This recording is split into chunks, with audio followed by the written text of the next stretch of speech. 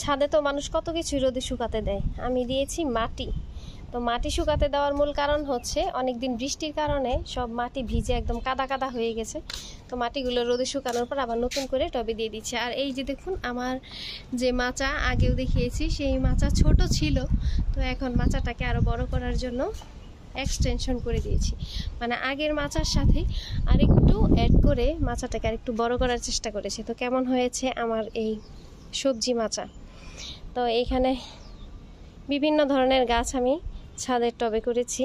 তো এই দেখা যাচ্ছে এখানে আছে ড্রাগন ফ্রুটস গাছ, তারপর আছে এটা লেবু গাছ, পিছনে আছে ঢেঁড়স গাছ, এই যে ঢেঁড়স গাছ, সেই সাথে আছে সজনে গাছ, এটা 12 মাসি সজনে গাছ, আর কাঁচামরিচ, টমেটো। মানে নতুন করে এই যে কয়েকদিন টানা বৃষ্টির কারণে আমার এত সুন্দর কাঁচামরিচের গাছ, সেই গাছের অবস্থা দেখুন কি নাজেহাল। মানে ফুল ধরে আছে, মরিচ হবে এখন, সেই গাছটা এখন মরে যাচ্ছে। এটা খুবই দুঃখের ব্যাপার, আমার কাছে কষ্টকর। এই সজনে গাছের গোড়ায় কিন্তু দুইটা একটা ডাটা গজায় আছে। তারপরে এটা এখানে আছে, এটা বস্তার মাঝে দেওয়া ডাটা গাছ, এগুলো এখন উঠায় ফেলবো ইনশাল্লাহ, উঠায় অন্য কোনো গাছ করবো। এটাতে আছে লাউ গাছ, মাচায় উঠতে যাচ্ছে। এখানে আছে মিষ্টি কুমড়া গাছ। আজকে সব গাছের গোড়া থেকে কিন্তু পাতা কেটে দিয়েছি, পাতা কেটে গাছের গোড়াটা জাস্ট এইভাবে ফাঁকা করে দিয়েছি। বেশ কয়েকটা পাতা কাটা, দেখতেই পাচ্ছেন এই যেভাবে মিষ্টি কুমড়ার পাতাগুলো কিন্তু কেটে দিয়েছি গোড়া সাফ করার জন্য। আকাশে বিমান যাচ্ছে, দেখা যাচ্ছে কিনা জানি না। আচ্ছা যাই হোক, এই এত সুন্দর মনোরম পরিবেশে এইরকম একটা মাচা দেখতে অসাধারণ লাগে, তাই না? তো ছাদে এভাবে মাচা করলে কিন্তু দৃষ্টিনন্দন একটা ব্যাপার থাকে, যেমন দেখতে সুন্দর লাগে, সেই সাথে অল্প স্বল্প টুকিটাকি সবজি চাহিদা যদি মেটে তাহলে মন্দ নয়। আর যারা গাছপ্রেমী মানুষ আছেন তাদের জন্য তো এটা বিশাল একটা খুশির আনন্দের ব্যাপার। দিনের অনেকটা সময় খুব ভালোভাবেই কাটে এইভাবে মাচায় গাছ পরিচর্যা করে। তো এই নতুন করে মাচা এক্সটেনশন করার পর লাউ গাছগুলো একটু সরিয়ে দিলাম। মানে লাউ গাছের মাচাটা টোটালি আলাদা রাখবো, যেটা লাউ গাছগুলো এই দিকে চলে যায়। সফট পাতার যে গাছগুলো আছে, যেমন লাউ গাছ দিব, বরবটি গাছ আর শশা গাছ, শশা গাছটাও এক সাইডে রাখবো, এটার পাতাটাও একটু খসখসে।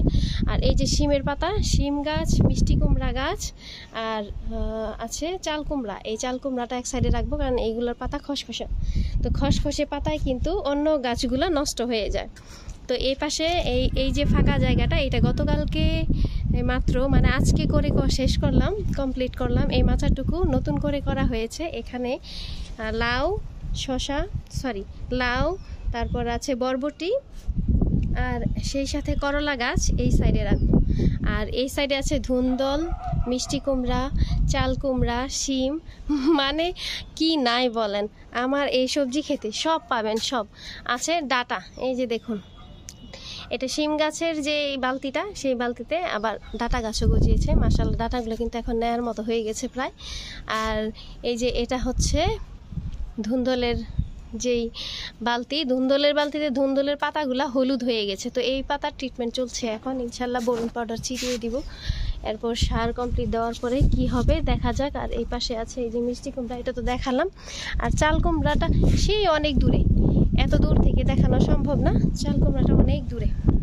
তা আমার এই ছোটোখাটো সবজি প্রজেক্ট আপনাদের কাছে কেমন লাগছে বলুন, আমার এই সবজি মাচা দেখতে কেমন লাগছে। আর পুরো ছাদটাও একটু দেখিয়ে দিচ্ছি, এই যে রোদে মাটি শুকোতে দেওয়া আছে, দূর থেকে দেখাচ্ছি তো এই জন্য মাটির পরিমাণ হয়তো অনেক অল্প লাগছে।